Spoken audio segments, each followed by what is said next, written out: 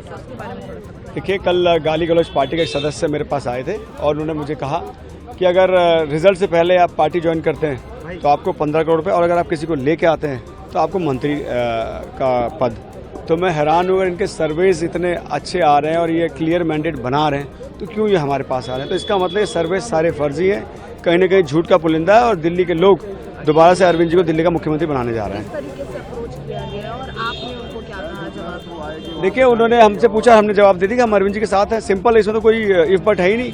वो आए, उन्होंने अपना ऑफर दिया, हमने साफ मना कर दिया कि मैं अरविंद जी के साथ था, हूँ और रहूँगा। पर क्या सिर्फ आपको ही ऐसा ऑफर आया है? देखिए, मैंने अपनी बात रख दी, बाकी अब तो नेताजी बताएंगे। पर भाजपा का कहना है कि ये सिर्फ एक आरोप है, इसमें कोई बुनियाद नहीं है, कोई बेसिस नहीं है। भाजपा कैसे कह रही है? भाजपा ने महाराष्ट्र की सरकार तोड़ दी, कर्नाटक की सरकार तोड़ दी, ईडी की दर से कितने विधायक और सांसद अपने पाले में कर लिए। तो भाजपा तो ये अपने मुंह से कह कैसे, मुझे हैरानी हो रही है। आज इस देश में लोकतंत्र का खुला मजाक उड़ाया जा रहा है। दिल्ली चुनाव देख लीजिए, नई दिल्ली का चुनाव देख लीजिए, जूता चप्पल बांटा गया। इलेक्शन कमीशन ने क्या उस पर एक्शन लिया? गुंडागर्दी चरम पर थी, बदमाशी हो रही थी, लड़ाइयां हो रही थी, उस पर इलेक्शन कमीशन ने क्या एक्शन लिया?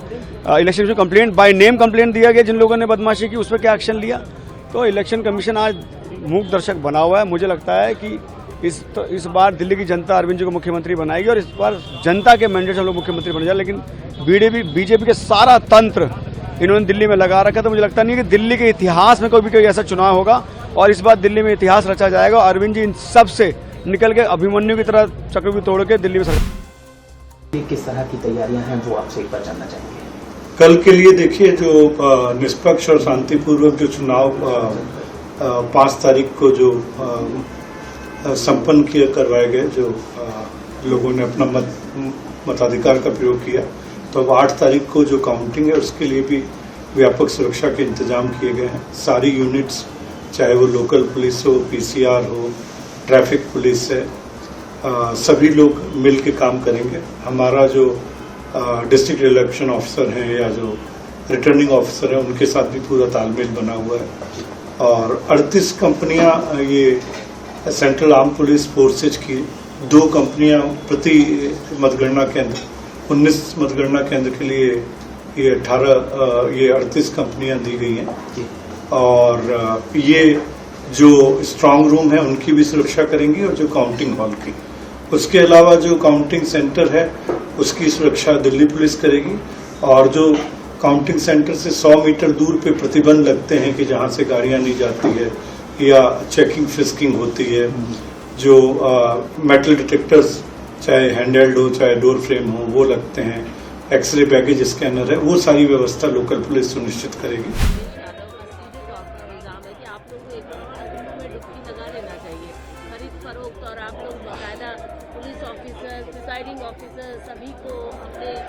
देखिए, अभी तक लोगों का बहाना ईवीएम था, जब हारने लगते थे, और उसके बाद प्रशासन बनता है, फिर चुनाव आयोग बनता है। ये हार के तमाम कारण ये विपक्ष बनाता है। लेकिन जब लोकसभा में जीतते हैं तो ये बोलते हैं कि ये जनता का जनादेश है। तब वो जब लोकसभा में ज्यादा पाते हो तब तो जनता का जनादेश है, और विधानसभा में जब आप हारने लगते हो तो आपको लगता है कि ये ईवीएम खराब है, ये चुनाव आयोग के लिए हम एक कफन लेकर आ जाए। इस प्रकार की अलोकतांत्रिक जो अतथ्यात्मक जो बातें हैं, मैं समझता हूं वो इस प्रकार की खींच है कि वो हार को स्वीकारना नहीं सीख पाए।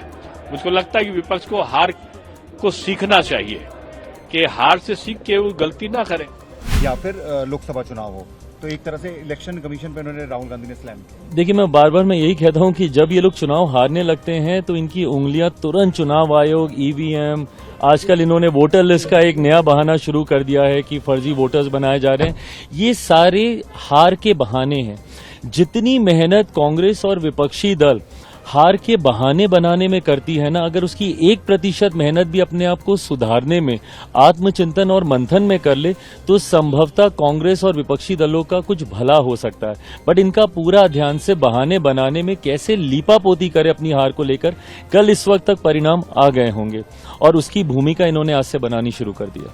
5 फरवरी को शांतिपूर्ण एवं निष्पक्ष चुनाव करवाने के बाद अब कल 8 फरवरी को दिल्ली विधानसभा चुनाव की मतगणना होगी। इसके लिए दिल्ली पुलिस ने पूरे मुकम्मल इंतजाम किए हैं। जितना स्टाफ जो वहां पे डिप्लॉय होगा उन सबकी लगातार ब्रीफिंग की गई है। जो मतगणना केंद्र हैं वो 19 हैं पूरे जो 15 पूरे दिल्ली में, और इन मतगणना केंद्रों का एक एक एडिशनल डीसीपी स्तर के अधिकारी को उनका इंचार्ज बनाया गया है, और वहां पे बहुचक्रीय मल्टीलेयर्ड सिक्योरिटी रहेगी।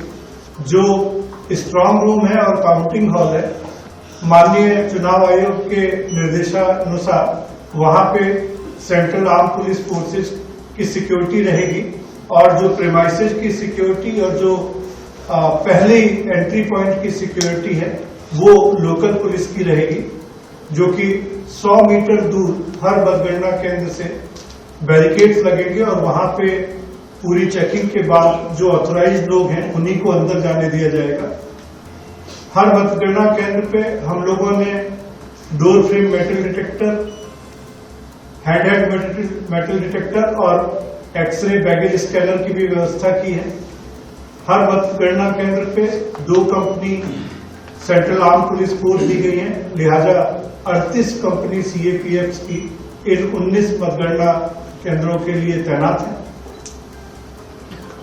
जो ऑथराइज्ड लोग हैं उनको भी मोबाइल ले जाने की अनुमति नहीं होगी। मीडिया के कर्मी भी जिनको चीफ इलेक्टोरल ऑफिसर के पास से जिनको पास मिला है वैलिड, उनको भी जाने की अनुमति दी जाएगी।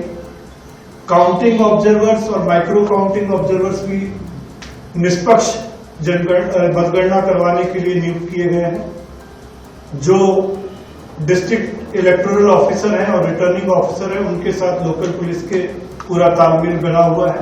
जो पॉलिटिकल पार्टीज हैं, कैंडिडेट्स हैं, उनके साथ भी लोकल पुलिस ने तालमेल बनाया हुआ है ताकि सारी व्यवस्था शांतिपूर्ण रहे। जो लोकल पुलिस के अलावा पुलिस कंट्रोल रूम की वैन्स, ट्रैफिक की और सिक्योरिटी के इंतजाम भी रहेंगे।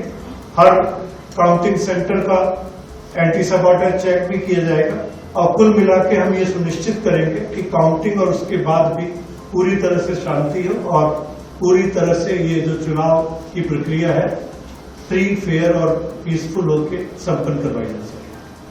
सर, मीडिया आपने कहा अलाउड होगा कैमरा, किस तरह